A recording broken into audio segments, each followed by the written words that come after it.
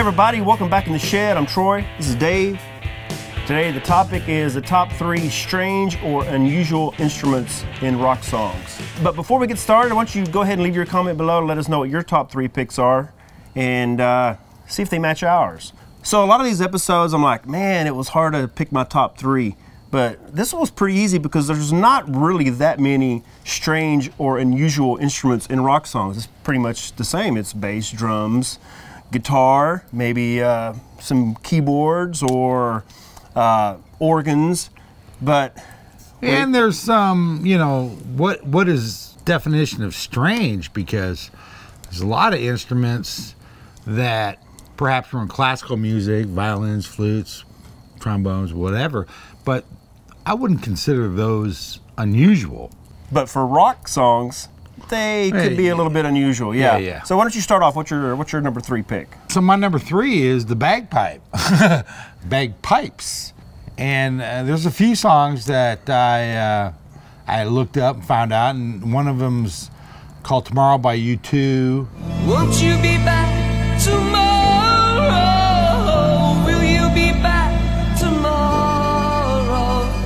And then one of them, of course, is "It's a Long Way to the Top" if you want to rock and roll.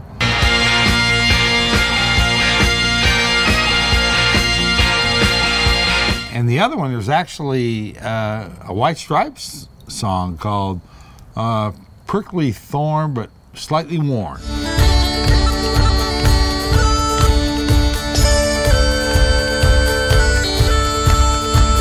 Never heard that song before. Yeah. Well, it's on a pretty important album by the White Stripes. You probably heard it. Yeah. But yeah, those are 3 songs using bagpipes. Well, I have a song that also uses bagpipes, and you just picked it. It was AC/DC. Yeah, oh, yeah. A Long Way to the Top if you want to rock and roll. It's a long way to the top if you want to rock and roll. George Young, which was Angus and Malcolm Young's older brother, actually...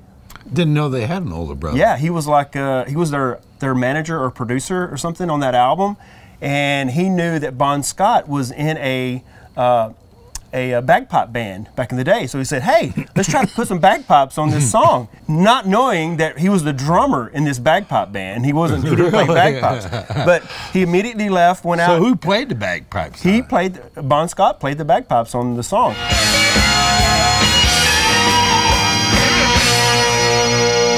George Young, he told Bon, "Hey, you should play bagpipes on this album." He immediately left, went out and got some bagpipes, and learned how to play bagpipes that day and recorded the bagpipes. Man, that was awesome, man. God dang, talk about a prodigy. Jesus, I wouldn't even know where to start with bagpipes, let alone learn it in a day. He learned it in a day, and well, you know, it's his day.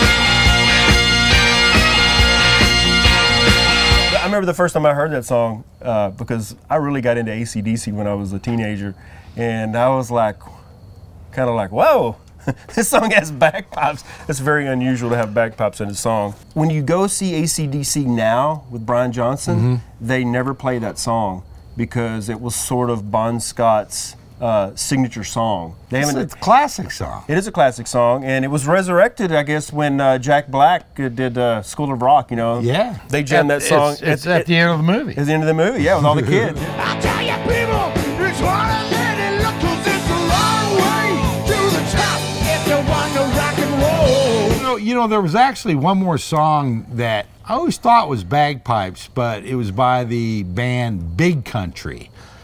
Do you know them? Yeah. But they had a song called "In a Big Country." Dreams stay with you like a lover's voice. It was bagpipes, but it wasn't really bagpipes. It was Like a keyboard or something? keyboard, like Sim. Yeah.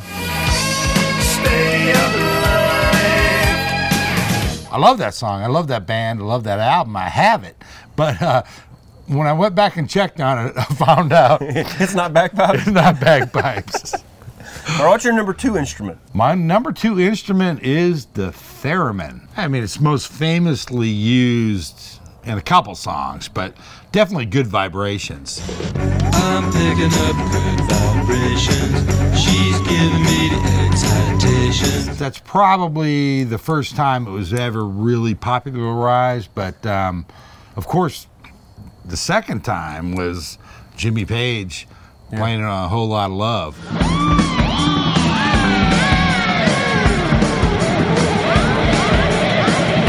If you ever see like Song Remains the Same, when he's turning that interlude, and, you know, Yeah,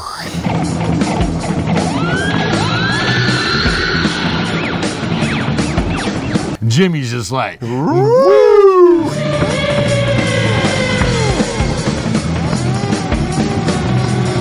But that's a real, you know, stellar example of the theremin. I would agree. You know, Tesla had a song, and I can't think of the name of it, where they use that too. It has this.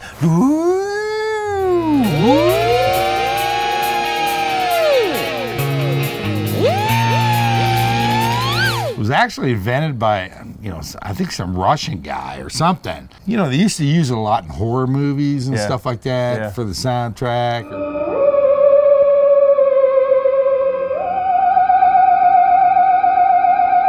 You know, it's one of those instruments that's definitely out of fashion now. Somebody should bring it back. Oh, somebody. Everything that goes around comes around. Yeah. Because I would love to play one of those. I've never been around one. I think it would be so cool to be able to just like. I think you can buy them on eBay. So what's yours? Well, my number 2 is the Spoons, Soundgarden Spoon Man.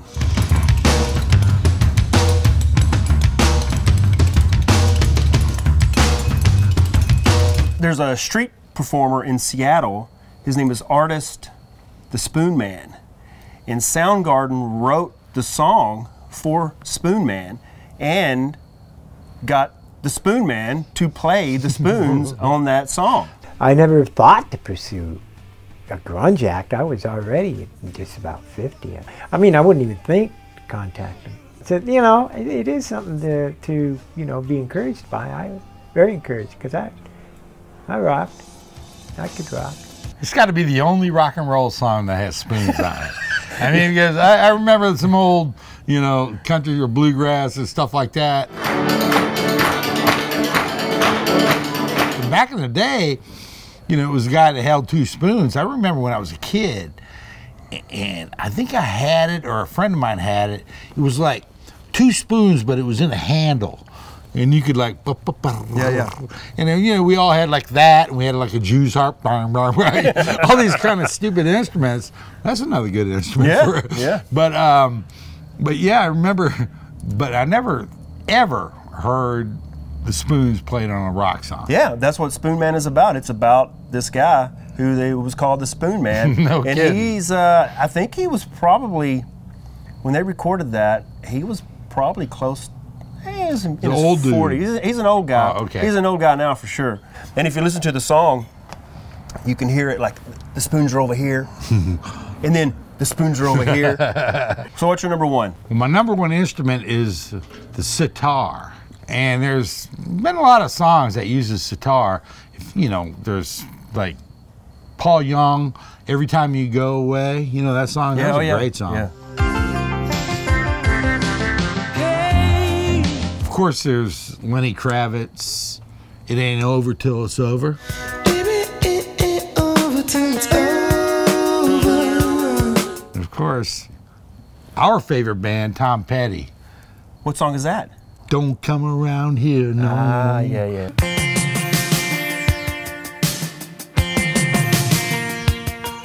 I mean, it's really, there's some Beatles songs, of course, because the Beatles went to India and they, you know, We're influenced by the Indian Mahir, music. yeah.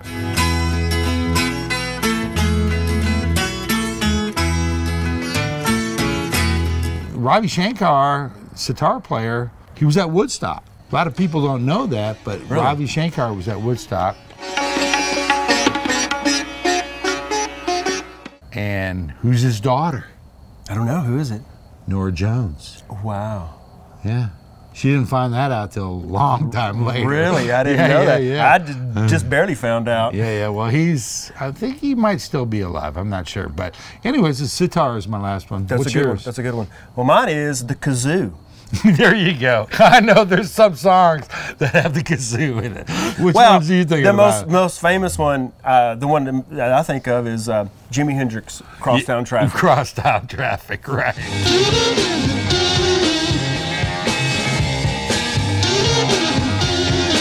So he wanted something to sort of replicate the buzzing sound of traffic. So he decided he actually made a kazoo out of a comb and cellophane to record the kazoo, and then he doubled the guitar track. A comb, that's another instrument. That I don't know. Has anybody ever used a comb on a song? I've heard of that. I think I messed around with a comb and cellophane. So who played the kazoo? You know, I'm not sure. I think it was Jimi Hendrix. I think Really? he played it. Yeah, he played the kazoo part and then overdubbed guitar on top of the kazoo. Yeah, I'm trying to think of this other song that's real famous that had a kazoo in it, but of course it's going to escape me now. But These lots, they suck my brain. They do. But well, that's pretty cool. Yeah. Yeah. I remember the Crosstown Traffic. Of course, I love Jimi Hendrix, but It goes.